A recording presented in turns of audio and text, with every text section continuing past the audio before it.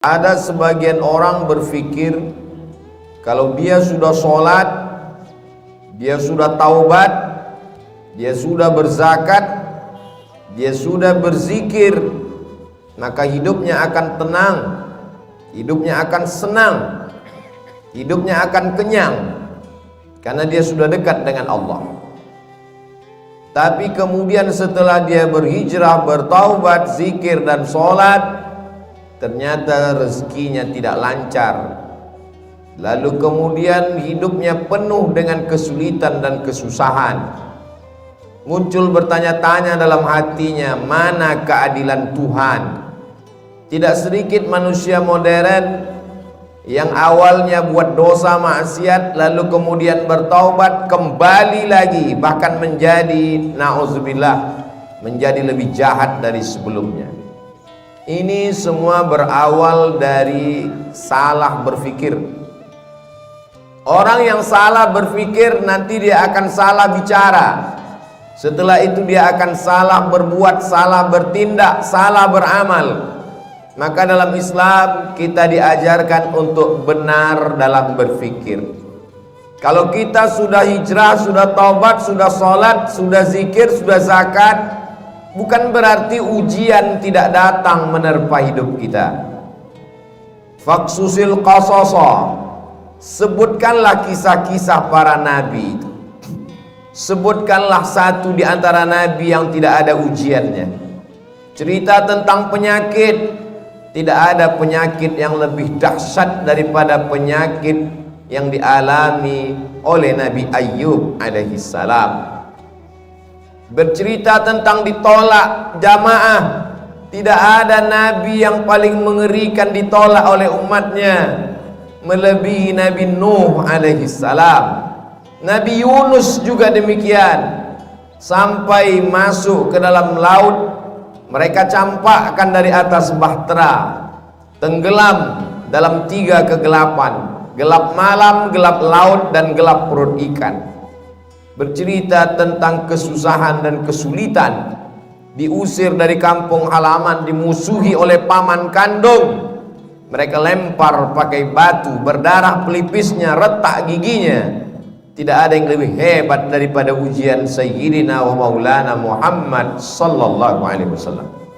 Jadi kalau ada orang berpikir kalau kita sudah soleh, sudah baik, hidup ini tidak ada ujiannya, dia sudah salah berpikir. Sholatnya benar, zakatnya benar, puasanya benar, berpikirnya salah. Kesalahan berpikir itu membuat orang akan berhenti sholat. Tetangga saya yang tidak sholat, tidak pernah ke masjid, badannya sehat, rezekinya lancar, semua berawal dari kesalahan berpikir. Hidup ini adalah ujian. Ujian itu tidak hanya penyakit, ujian tidak hanya kemiskinan. Bahkan dalam Quran dikatakan wa balawnahum bil hasanat, kami uji mereka dengan yang enak-enak. Jabatan adalah ujian. Di antara yang diuji dengan jabatan adalah Nabi Daud alaihissalam. Harta adalah ujian. Di antara nabi yang diuji dengan harta adalah Nabi Sulaiman alaihissalam. Kebagusan paras rupa yang ganteng juga adalah ujian. Di antara nabi yang diuji dengan paras rupa yang ganteng itu adalah Nabi Yusuf alaihissalam. Jadi ujian itu ada kalanya datang dalam bentuk kenikmatan, tapi ada juga ujian itu dalam penyakit, kemiskinan, kesusahan, kemelaratan. Maka kalau kita pahami dengan baik, semuanya adalah ujian.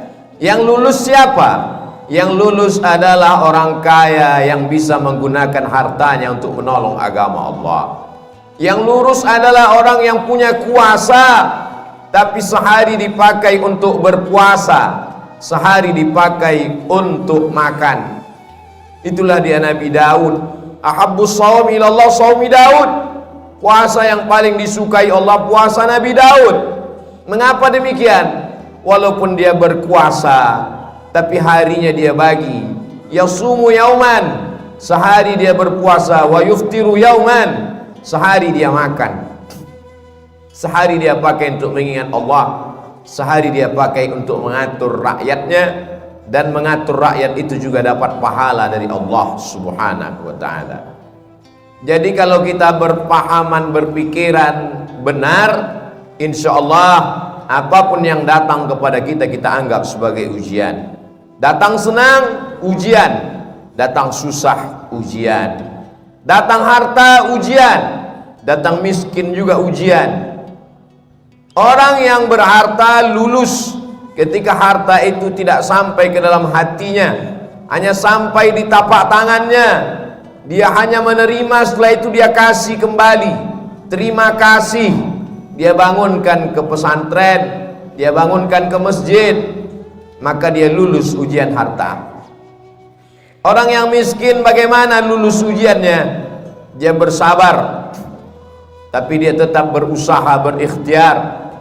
Ahlus sunnah wal jamaah tidak membiarkan diri dalam kemelaratan.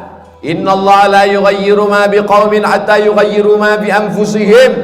Allah tidak merubah suatu kaum sampai mereka berusaha untuk merubah diri mereka sendiri. Gunakan potensi yang ada pada diri, jalin silaturahim, buka usaha. Tetap tidak datang keuntungan, berarti sudah ditakdirkan Allah untuk bersabar. Orang kaya bersyukur, balasannya la in syakartum la azidannakum. Kau bersyukur, ku tambah nikmat. Orang miskin bersabar, balasannya innama yuwaffas sabiruna ajrahum bighairi hisab. Orang yang sabar diberikan balasan bighairi hisab, tanpa ada yang bisa menghitungnya. Hanya Allah saja yang tahu hitungannya. Balasannya a'dadtu li'ibadiyas shalihin, kusiapkan balasan untuk hamba-hambaku yang soleh. Mala a'yunun ra'at, belum pernah dilihat mata, wala udhunun sami'at, belum pernah didengar telinga, wala khatara ala qalbi bashar, belum pernah terlintas di hati manusia. Kalau sudah benar pemahaman kita bahwa nabi-nabi, rasul-rasul yang dekat dengan Allah pun diuji dengan penyakit, diuji dengan musibah, diuji dengan berbagai macam ujian, dan ada di antara mereka yang diuji dengan kekuasaan, dengan harta, dengan paras rupa. Ada di antara mereka yang diuji dengan kesakitan, kemelaratan, terusir dari kaumnya. Fahamlah kita bahwa kalau kita sholat, kita bisa kaya, kita juga bisa susah. Kalau kita sudah hijrah, sudah taubat, kita bisa sehat, kita pun juga bisa sakit. Sehingga kalau sudah hijrah, sudah taubat, datang penyakit silih berganti, datang ujian, bisnisnya jatuh, sholatnya tidak berhenti, dia tidak merajuk, tidak ngambek, tidak marah kepada Allah, karena dia tahu Allah menguji aku. Liyabluwani, Allah sedang menguji aku. Aashkur, apakah aku bersyukur, am akfur, atau aku menjadi kufur kepada Allah Subhanahu wa ta'ala. Semua berawal dari kesalahan berfikir. Afala tatafakkarun, kenapa kamu tidak berfikir? Afala ta'qilun, kenapa tidak menggunakan akal pikiran? Tidak ada yang sulit bagi Allah Subhanahu wa ta'ala.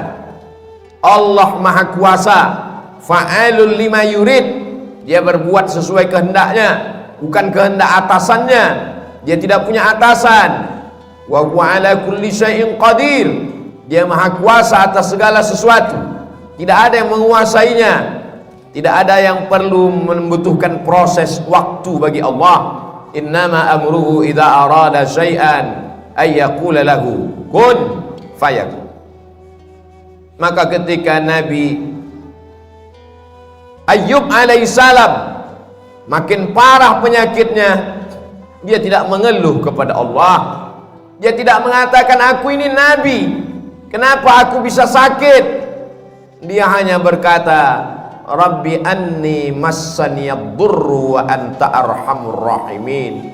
Rabbi, ya Allah, anni, aku, massaniyad-durru, aku kena penyakit, wa anta arhamur rahimin, engkau maha penyayang di antara yang sayang.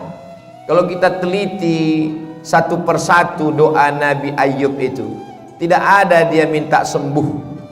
Rabbi, ya Allah, anni, sesungguhnya aku, massaniyad durru, aku kena penyakit, wa anta arhamur rahimin, engkau maha penyayang di antara yang sayang. Lalu di mana kita yang meneteskan air mata hanya karena sesuatu yang belum ada apa-apanya dibandingkan Nabi Ayyub alaihissalam? Anaknya meninggal, kebunnya kering kerontang, hujan tidak turun, binatang ternaknya mati semua, malang tak dapat ditolak, untung tak dapat diraih, penyakit datang silih berganti. Imannya tidak berubah, dia malu meminta kepada Allah Subhanahu wa ta'ala. Begitu juga ketika Nabi Yunus alaihissalam masuk ke dalam perut ikan, dia tidak ada mengeluh, dia tidak ada meminta kepada Allah, dia hanya berkata la ilaha illa anta subhanak inni kuntu minadh dhalimin. Sekarang kita teliti satu-satu perkata doanya itu. La ilaha, tiada Tuhan, illa anta, melainkan engkau, subhanak, maha suci engkau, inni, sesungguhnya aku, kuntu minadh dhalimin, aku termasuk orang yang zalim. Tidak ada dia minta keluarkan aku dari perut ikan ini, ya Allah, aku ini nabi, kenapa aku terusir dari kampungku? Mengapa aku ketika diundi di antara para penumpang kapal, kenapa namaku yang keluar sehingga aku yang terbuang? Kenapa aku ditelan ikan? Tidak ada. Dia hanya berkata la ilaha illa anta subhanak inni kuntu minadh dhalimin. Mereka adalah orang-orang yang sudah putus hakikat tauhidnya. Bagi mereka diikuti umat dengan tidak diikuti sama saja.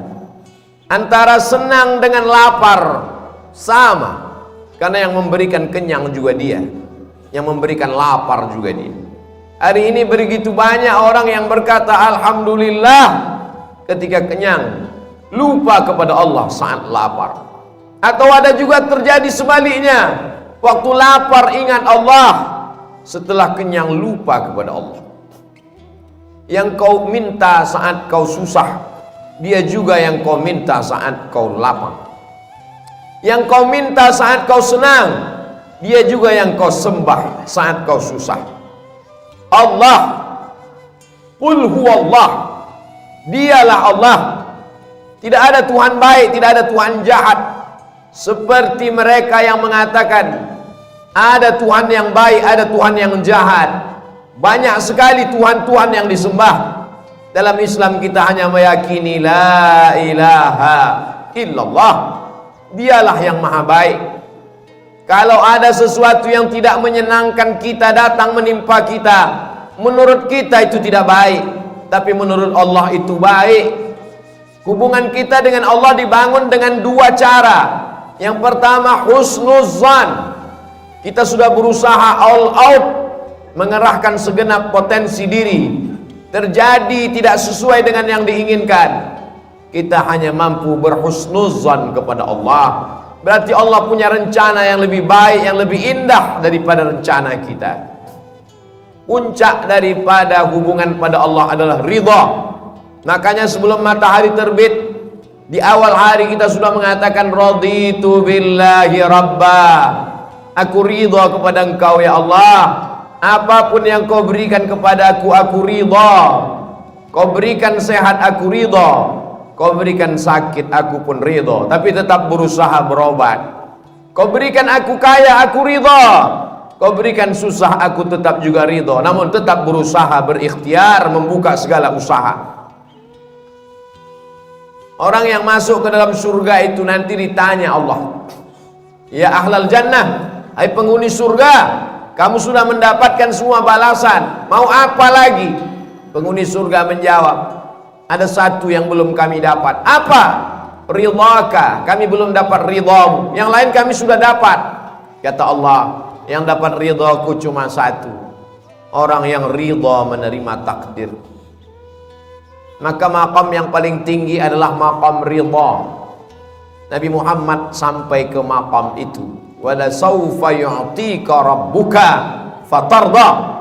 Allah memberikan apapun yang kau mau. Kenapa? Karena engkau ridha.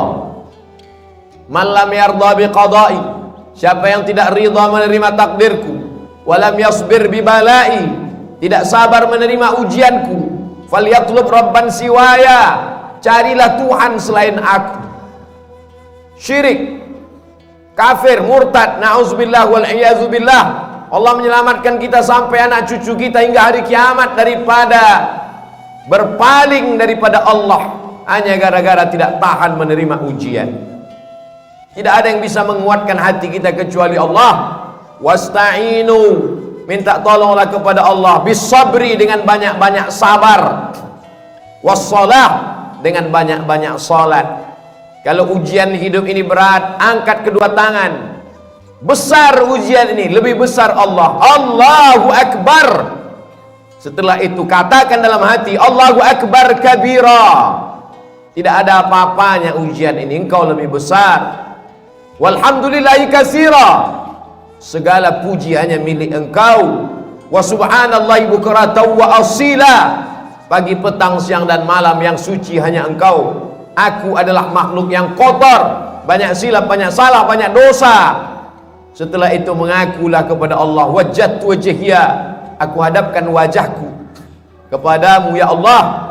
Wajjahtu wajhiya lilladzi fataras samawati wal arda hanifan musliman wa ma ana minal musyrikin.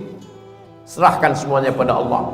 Inna salati wa nusuki wa mahyaya wa mamati lillahi rabbil alamin. Jangan meminta kepada dukun, jangan minta kepada benda keramat. La syarika lahu wa bidzalika umirtu wa ana minal muslimin. Aku orang yang berserah diri kepadamu. Wala tamutunna illa wa antum muslimun. Jangan mati melainkan dalam keadaan muslim. Siapa muslim? Bersyahadat, salat, zakat, puasa, haji. Ya, tapi muslim yang sesungguhnya orang yang menyerahkan dirinya kepada Allah Subhanahu wa ta'ala.